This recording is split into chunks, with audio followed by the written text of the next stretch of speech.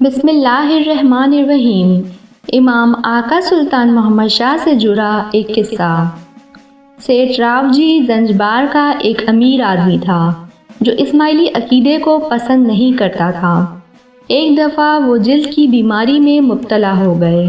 اس نے بہت سے ماہر امراض جلد سے مشورہ کیا لیکن کوئی فائدہ نہ ہوا اور رفتہ رفتہ اس کی بیماری لاعلاج ہو گئی۔ 1914 میں امام سلطان محمد شاہ نے زنجبار کا دورہ کیا۔ اس کی بیوی نے اسے مہمانی میں لے جانے کا عزم کیا تاکہ اس کے علاج کے لیے امام سے مشورہ کیا جا سکے۔ راوجی نے اس پر انکار کر دیا لیکن اپنی بیوی کے اصرار پر وہ اس بات پر آمادہ ہو گیا کہ وہ اس کے امام سے بات نہیں کرے گا۔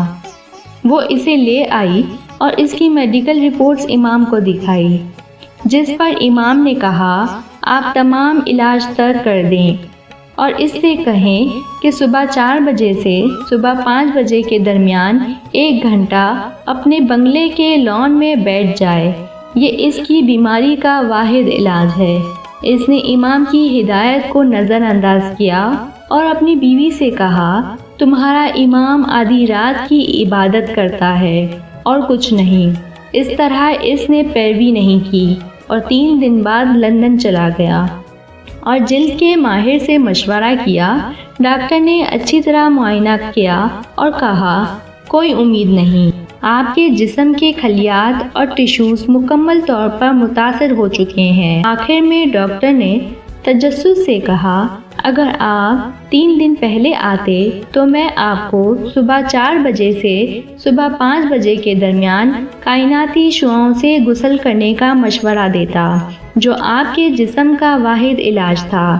یہ سن کر راوجی کی آنکھیں آنسوؤں سے تر ہو گئیں اور کہنے لگے میرے امام نے جن کے بارے میں مجھے یقین نہیں تھا 3 دن پہلے زنجبار میں اسی طرح کا علاج تجویز کیا تھا۔ بدقسمتی سے میں نے ان کے مشورے پر عمل نہیں کیا۔ اگلے دن لندن میں ان کا انتقال ہو گیا۔ نوٹ: کائناتی شعاعیں آسمانی نعمتیں ہیں جو صبح 4 بجے سے صبح 5 بجے کے درمیان تیز رفتار سے زمین پر برستی ہیں۔ یہ جلد کی بیماری کے لیے بہترین ہے۔ یہ آدھی رات میں عبادت میں گہری توجہ مرکوز کرنے میں بھی مدد دیتی ہیں۔ English narration of this story. Seth Ravji was a rich in Zanzibar who did not adore Ismaili faith. Once he suffered from skin disease. He consulted many dermatologists but of no avail and gradually his disease became incurable. In 1914, Imam Sultan Muhammad Shah visited Zanzibar. His wife resolved to take him in the Mehmani to get Imam's advice for his treatment. He refused for it, but acceded to his wife with a promise that he would not talk with her Imam. She brought him and showed his medical report to the Imam, who said, "You give up all the treatment and tell him to sit in the lawn of your bungalow for 1 hour between 4 a.m. to 5 a.m. This is the only cure of his disease."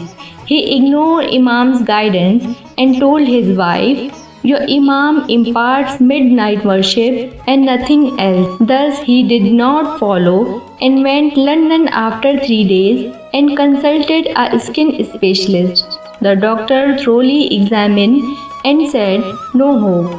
The cell and tissue of your body have been completely affected." Lastly, the doctor curiously told him, "Had you come before 3 days, I would have strongly recommended you to have bath of the cosmic rays between 4 a.m. to 5 a.m., which was the only remedy of your body." Listening it, Ravji's eye welled up with tears and said, "My Imam, whom I did not believe, had prescribed equally same remedy 3 days ago in Zanzibar. Unfortunately, I did not follow his advice. He died on the next day in London." Note: the cosmic rays are heavenly blessing which rain down on earth with brisk speed between 4 a.m. to 5 a.m. It is the best for skin disease. It also helps to concentrate deeply in midnight meditation.